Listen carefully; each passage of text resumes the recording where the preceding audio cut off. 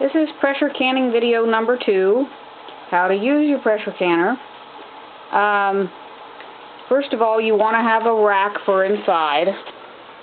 This goes down inside of there, and that prevents jar breakage. I put a towel on top of it anyway, just as extra cushion. And you want to put a couple of inches of water in there, and that's how the pressure canner functions. If you're canning something with a really long can time, put twice as much water, or else it runs out, which is not good.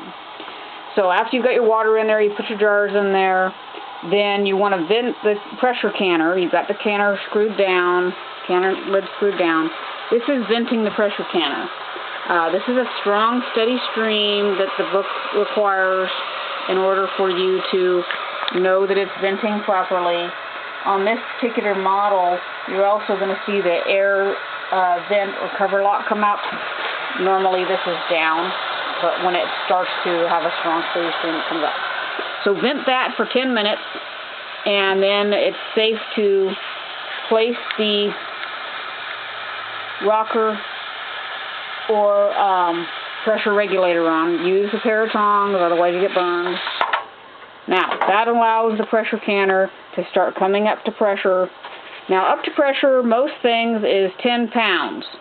I actually cook with 15 because if for any reason you drop pressure during your pressure processing, if it goes below the 10 pounds, then you have to start all over on your time.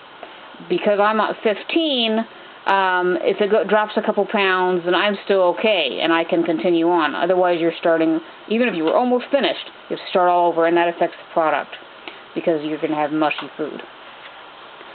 So, once you have finished the timeout of how long it takes to can something with it at the 10 or 15 pounds pressure, and you're going to know that you don't 100% trust your gauge, because they can fail. Your rocker lets you know when it's up to pressure. It's going to rock, and it's going to release steam.